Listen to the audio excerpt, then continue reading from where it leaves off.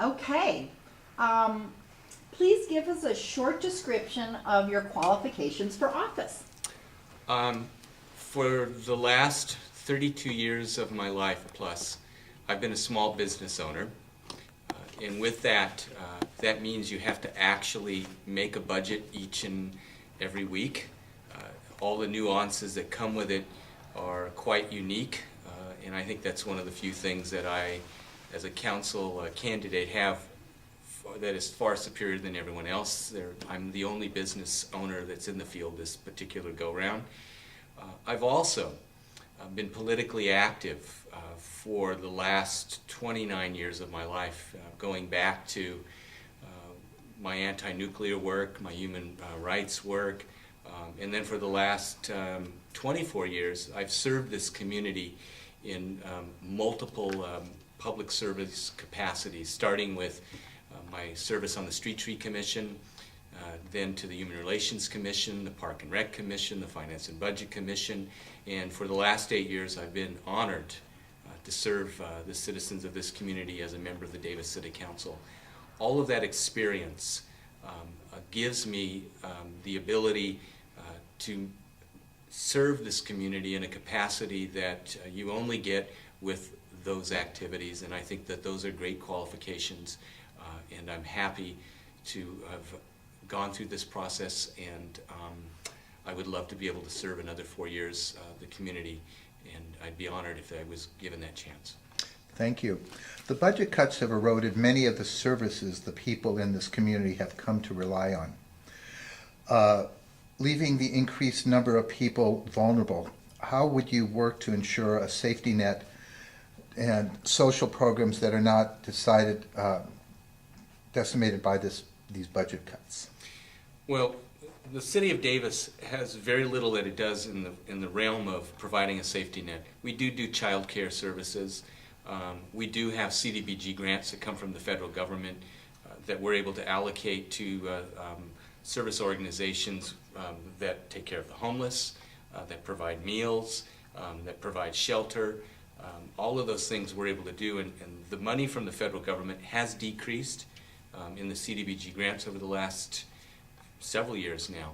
I think the biggest thing that I can do, and frankly all Democrats can do, and all voting members can do in this community, is change who represents us in the House of Representatives from the Republican side to a Democratic side, and ensure that you work hard on behalf of President Barack Obama. Because if we are able to change the way that the federal government has been allocating its resources over the last few years, that's going to help me as a local official, that's going to help the county, and that's going to help the state. So the biggest thing that can be done that I can't do as a council member, but I can do as a Democrat, and I can do as a member of this nation and this community, is to ensure those changes. That, more than anything, will help the safety net. Plus, the only thing, if you would speak, what if I'm to look at what I, Stephen Souza, as a council member could do, I would say to ensure that there's job creation in our community that helps to keep those who are unemployed employed, and if they're employed, then they have the capacity to take care of their community, they have the capacity to take care of their family, because by being a taxpayer again, as an employed taxpayer, you're helping to ensure revenues that helps to keep the safety net going. But I believe firmly in the first part is more important than the second part, and that needs to be done now, not tomorrow. Great. What are the 3 most important issues facing the city now and in the next 5 years? First and foremost, like all municipalities, we're faced with huge budget constraints because of the downturn in the economy.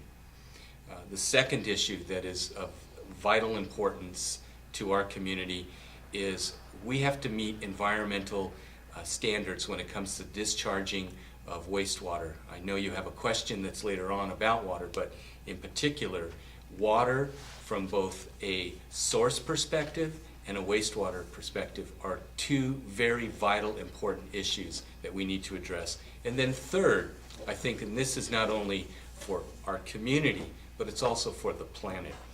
We have to do environmental things that we, as a community in the city of Davis, have always been leaders in. But we need to find new means that we can be even greater leaders in. And we have taken a challenge to become a carbon neutral city by the year 2035. I believe that's achievable. So those are three very vital issues that we need to address. And I believe as a council member, I have addressed, and if granted the ability to serve this community another 4 years, I will continue to address, because they are of most importance for a healthy, sustainable community and planet.